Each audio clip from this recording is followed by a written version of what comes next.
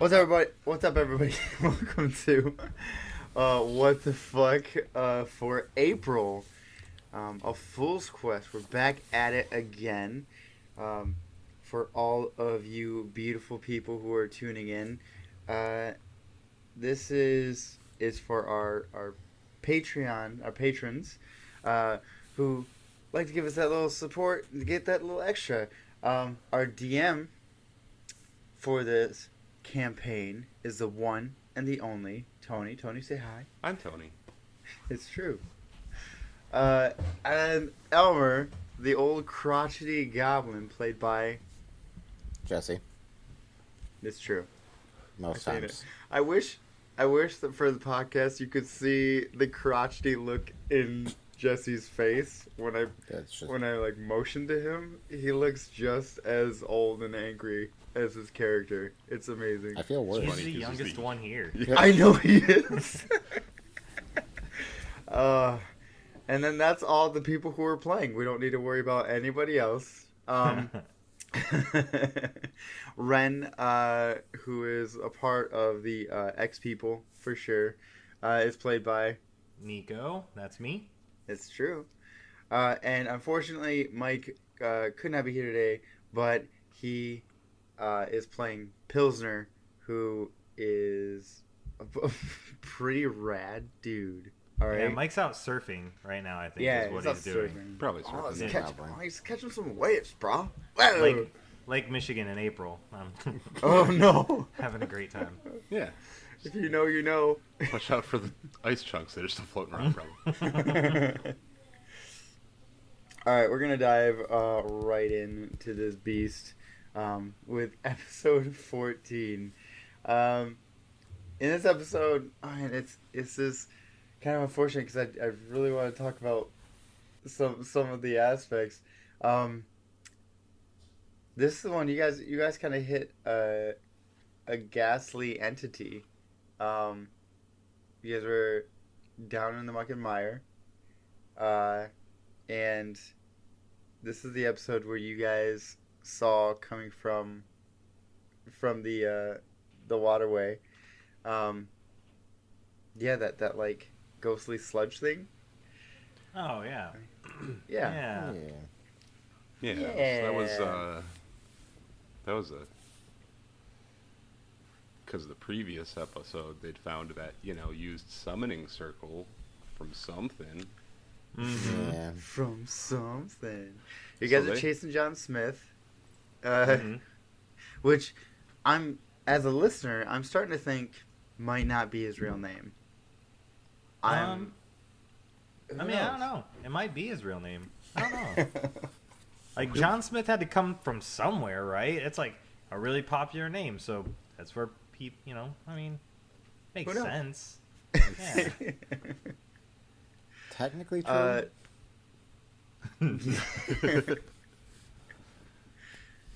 For this one, were you guys worried at all when you were hitting it, and it seemed like, I think for the first half of that, nothing was really landing.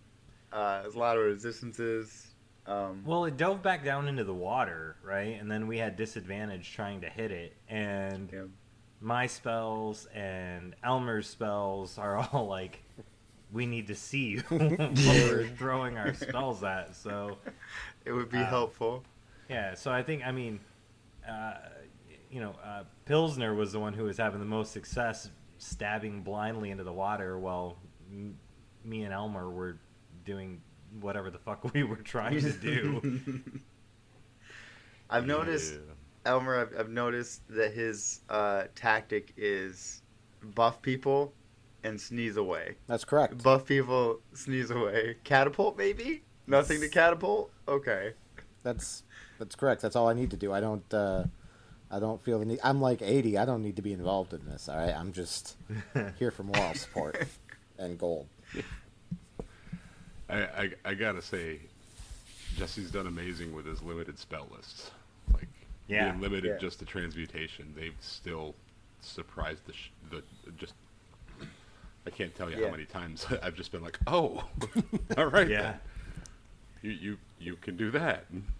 I know we say it like every time, but having one school of spells and having to like finagle your spell book around for that, it's like really fun. You're using things in ways you never did before because, I mean, at this level, I mean, he could just be fireball, you know, or, you know, lightning bolt.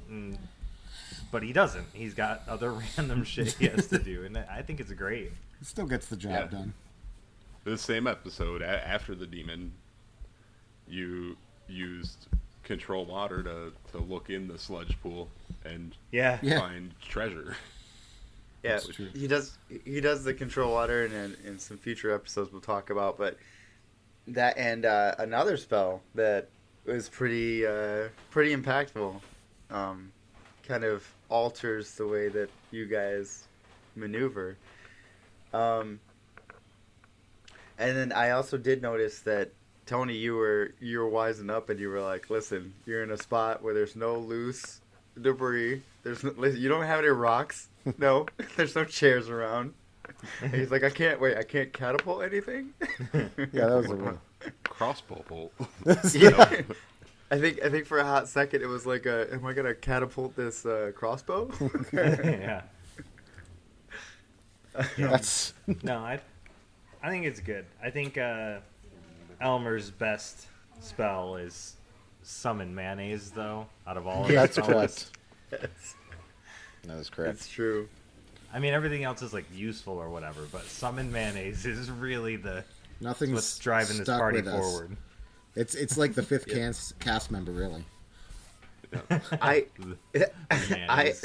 absolutely. Speaking of mayonnaise, it reminds me of stew, and I absolutely love Ren's just commitment.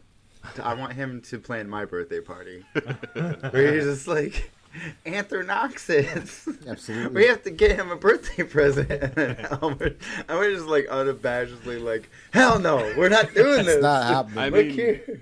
I don't know that this is Ren's motivation, but I've always assumed it's that. Okay, so like his patron's an archfey, and if they make a deal, they are bound by it. And he made a deal to bring Anthronoxus back treasure, so he sees himself as bound by it. That's what I've always assumed is his motivation, but I don't know if that's right.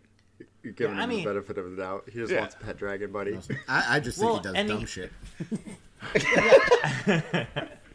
I think that I made him so that he was not.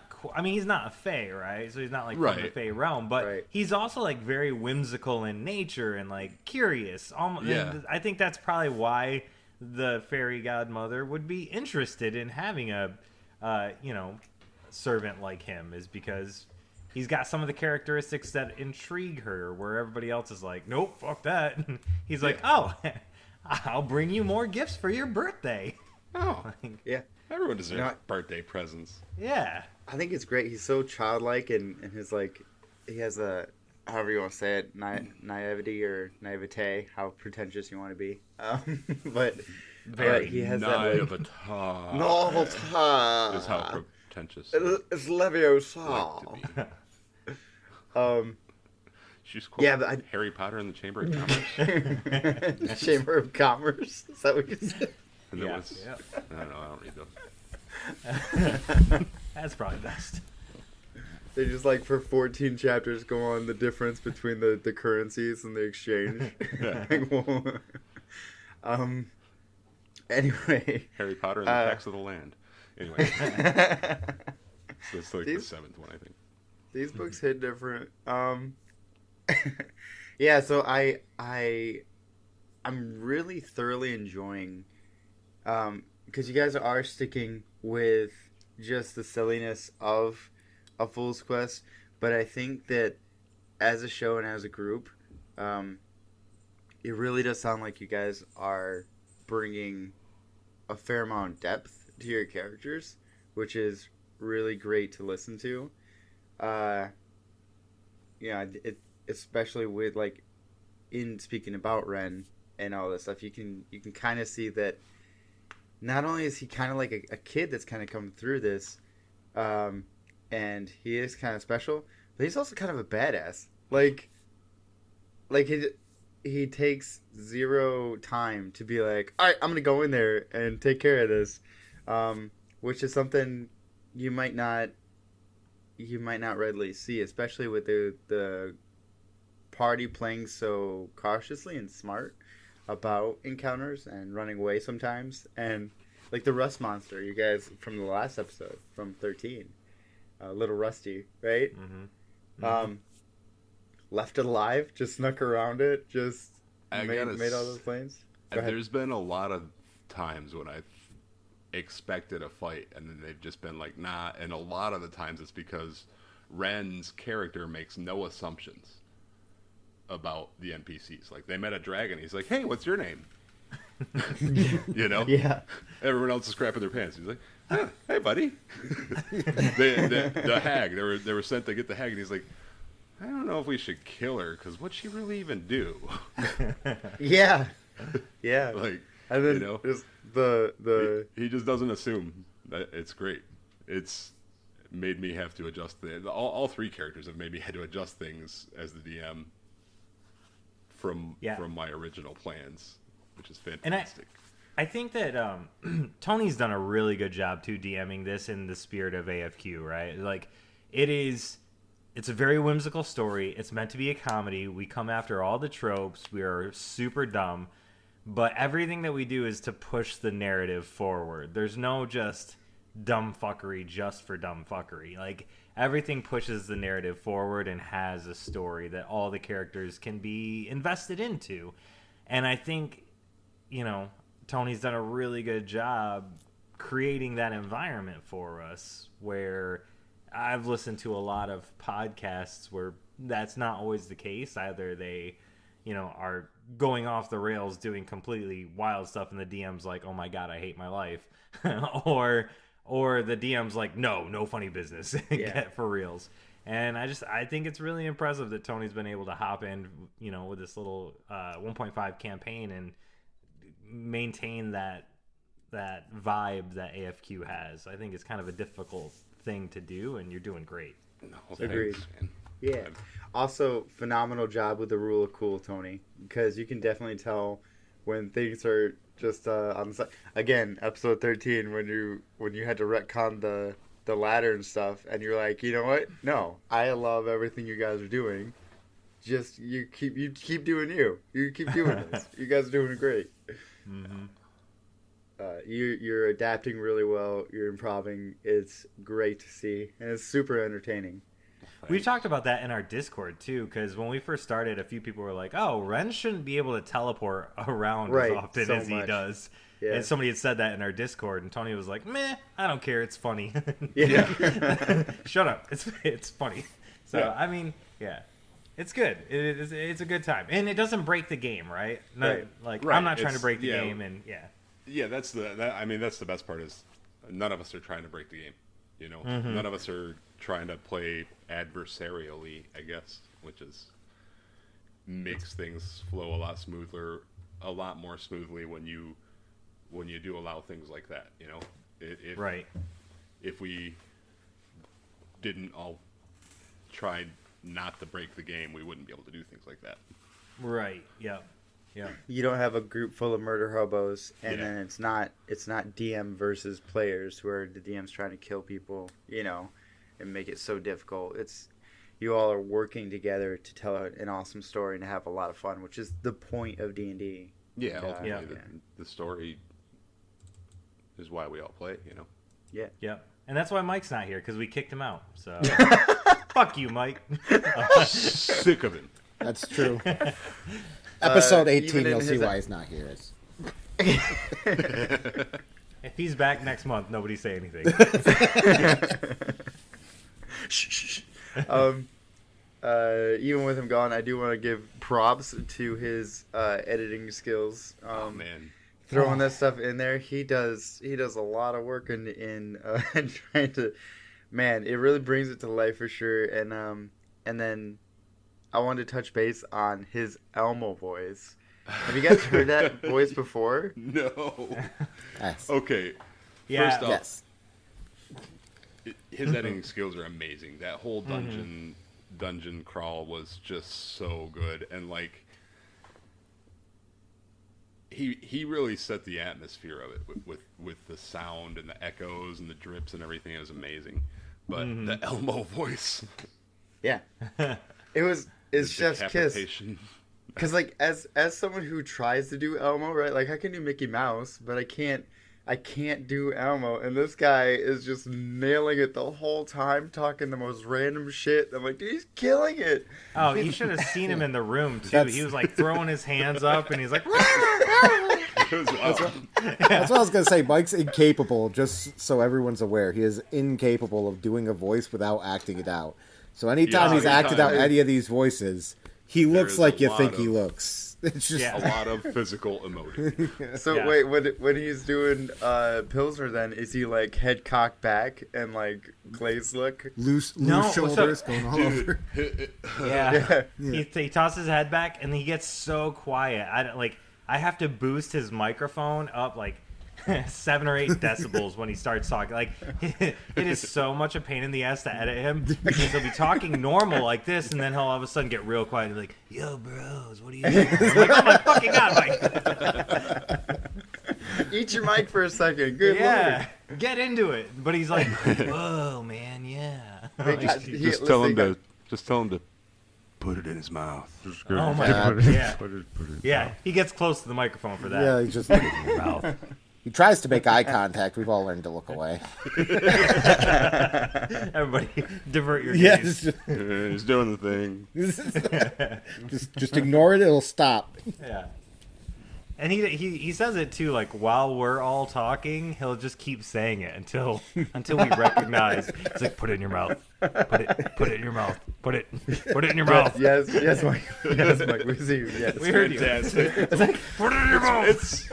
It's my favorite bit from this. It's like a dog that wants that cheese that you're eating, and you're like, yes, I see you. Get your face away. Yes, I see you. It's my favorite bit. Yeah. Yikes.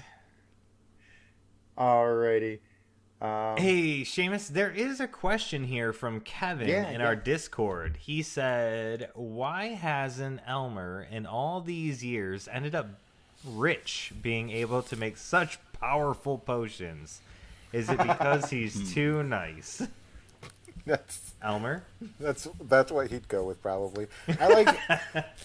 I like to imagine that Elmer has made money, but subsequently been run out of town several times in his life.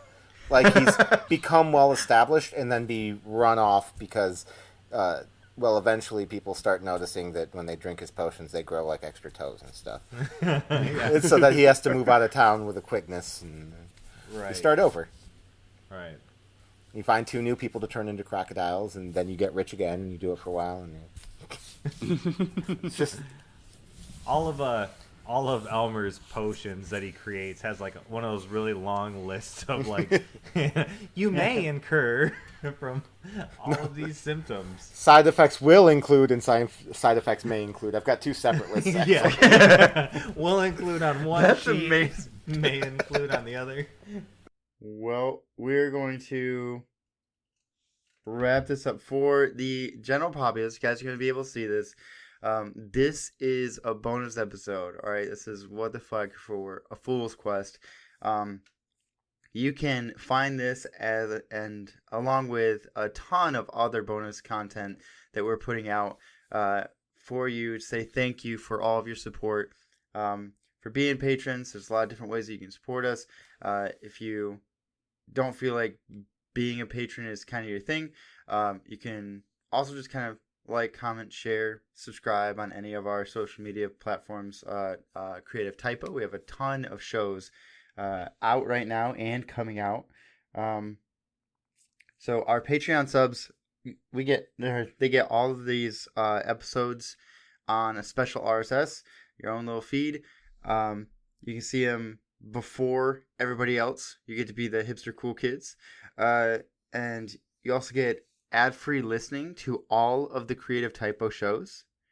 Additionally, we have just launched a Patreon-only podcast series featuring Chris, Jess, and Alan, who is a new addition. Our patron subscribers are actually voting right now on the random events which happen in that series, in that campaign, and they occur to the fools as they adventure. So you can see it happen almost in real time, but you get direct access to what happens to that campaign as it comes out, which is pretty awesome. We also have our brand new audio drama, the Isfit Archives, and a spin-off story called Beans and Butchers. So check out our Patreon and check out all the perks that are included. And I want to give a special thanks to our Patreon level executive producer, the one, the only, Nick Mead. Thank you, Nick. Yeah. Thanks, Nick. Thank you guys for listening. And for the rest of this will be for all the cool cats who are patrons. Bye. Bye. Bye.